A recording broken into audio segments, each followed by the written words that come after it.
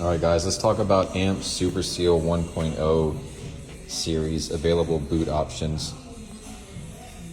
AMP Superseal 1.0 are your common 34 and 26-way connectors that are pictured right here.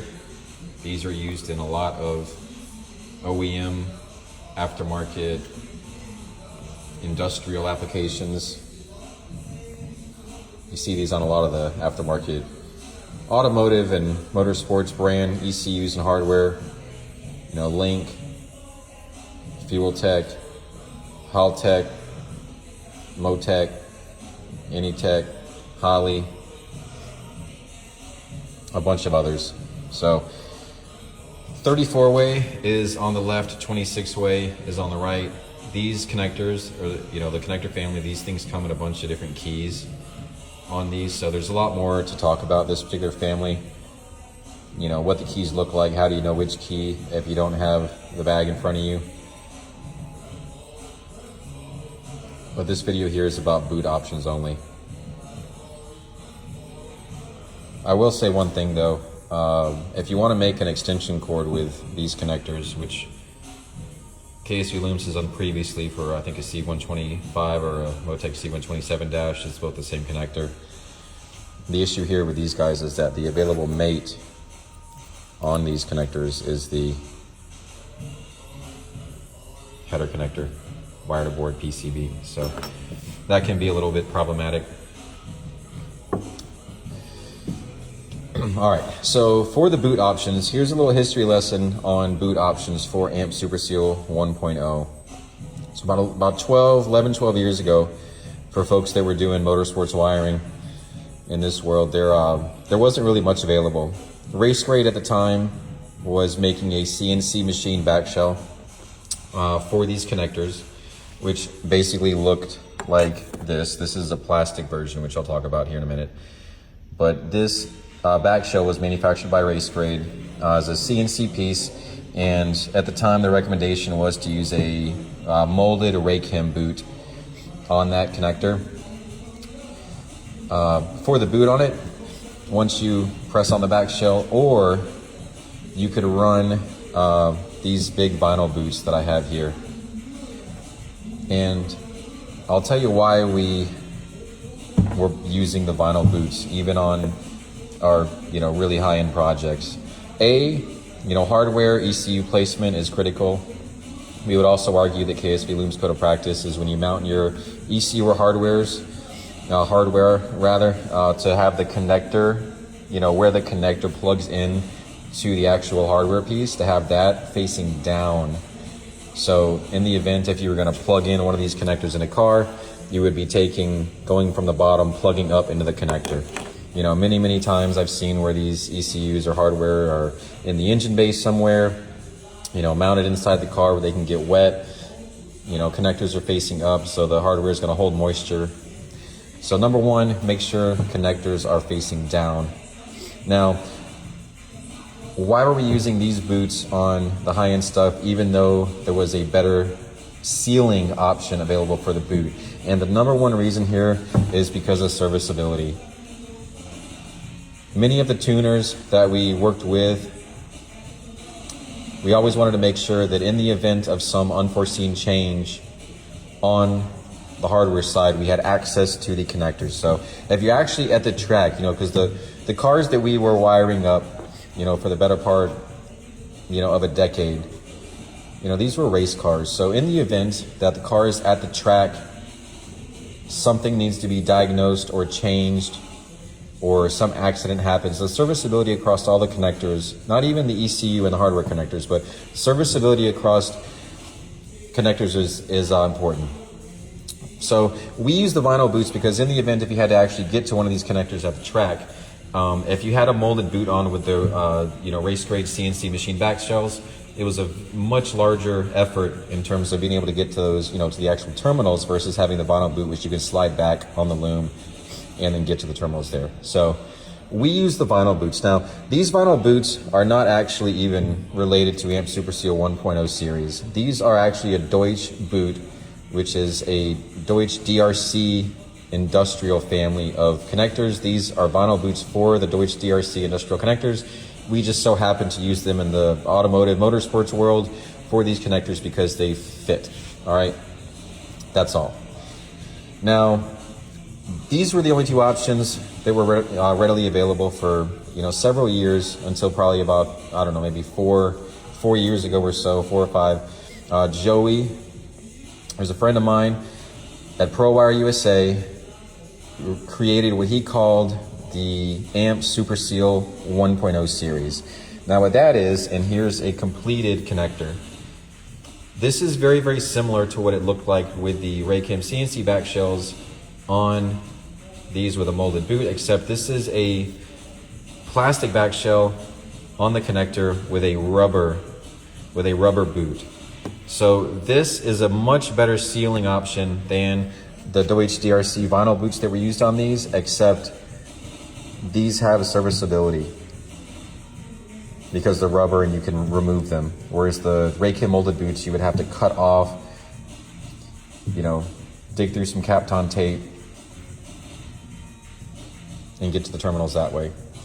So this is really, I would argue, the best option currently for this connector family. Now, in the event that we're doing some airboat or a trophy truck or something where, hey, once we send this thing, we don't have any anticipation of having to get back in it, unless there's a major problem. And if you're running slant 16 wire to get a little bit of extra protection for abrasion environment, maybe the molded boot in one of those specific applications might be better, but I would probably argue in 95% of the applications, this ProWire USA SuperSeal 1.0 system would be the best option.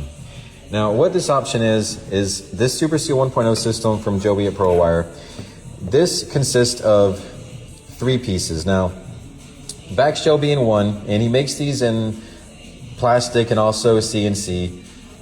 KSB Looms likes the plastic, nice non-conductive material at the ECU connections. It also includes the rubber boot that you have available, and I'll talk about the options here in just a second for that. And the third part of the SuperSeal 1.0 system is the actual solid barrel terminals for AMP Superseal. I'll discuss that in a separate video. I always get a lot of questions about that. I'll talk about that in a separate video because this video is going to get way too long for one session here. So just talking about the boots. Now, with the boots on this connector, right? So with the SuperSeal 1.0 system, you have 4 boot options for either the 34 or the 26-way connector. So you have a 34 or a 26-way size back shell that presses on to the actual AMP Superseal 1.0 connector housing. And then you have a straight boot, a 70-degree boot, a 90-degree boot, or a 90-degree what's called an up-down boot. Now the up-down boot is, would almost be if you're mounting a fuel tech, or and where you wanted to come out of the back of the display and go straight down, or a C125, like I was saying before, a C127 Motec dash coming down. But normally it's gonna, the straight, and the 70s are really the most common. And these are available for the 34-way and also the 26-way. So these pieces here are identical to these pieces here, except these are for 34 and these are for 26-way.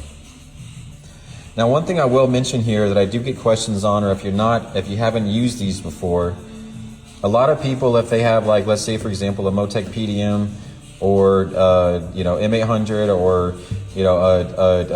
one of the Holley or Haltech or whatever ECU or hardware pieces where you need 2 connectors nested next to each other and they're both pointing in the same direction, you cannot nest the 90 degrees. So if this was a 90-degree boot, this is the 70, okay? Because remember, they're available in straight, 70, 90, or 90 up down.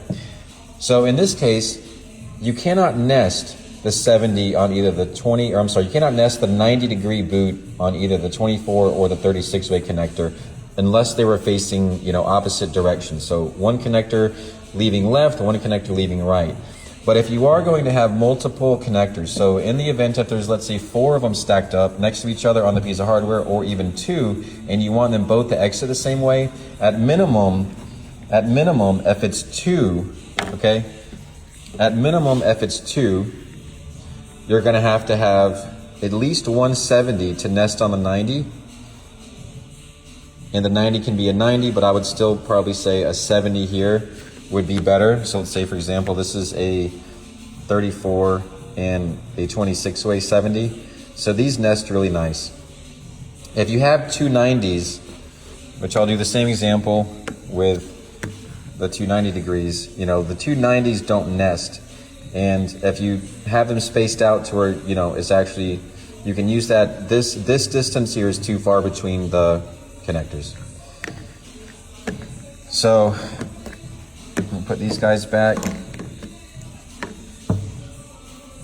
So in the event, if you're running one of these, you really want to make sure that the connectors are exiting in the direction that you're looking for, you know, but also if you are going to have them stacked next to each other, you know, really 70s would be ideal because 90s in most cases won't work unless they're going opposite directions. So now that we've talked about the pieces, this is the completed piece. Now, I would also say that if you're, you know, once this is on the loom, normally you'd put a piece of SCL or ATOM right here to, you know, sort of go, you know, to hold the boot onto the loom, so that way this boot doesn't move back at all unless, you know, it's on purpose, and to also seal this little bit coming out of the tail end of the boot. But you know, this is the total, you know, this is the completed piece. And I have had some people where, you know, depending upon the batch, these back shells are usually pretty snug on the Superseal 1.0 housing. But in the event, if you have one that's a little bit loose, if you just take a small drop of, you know, super glue and put it on the connector and then press on the back shell, it'll keep that, you know, really snug unless you need to get it off. So that's another tip for that. I want to say I heard that from Carl at Burkhart Motorsports. So I appreciate that. Always good to get feedback from guys who are using these things in the field. So that's a quick history lesson on AMP Superseal 1.0 boot options. You know, the race grade CNC back shells are still available. I want to say Pro Wire USA also makes the CNC back shells too, for these in different colors. If you're, you know, you want one gold, one red, one blue, depending upon, you know, which connector it is on the ECU. Normally we ran with black just to sort of hide. Same reason we always did the white label DR25. You know, we didn't necessarily want the KSV looms harness package to stand out inside the car. You know, normally if nobody knew it was there, that meant that nothing was wrong. So I've got more to talk about with these Superseal connectors, but I'm going to hold that for another video or two. And if you guys have any questions about these, you know, let me know in the comments and I'll touch on them in the next video.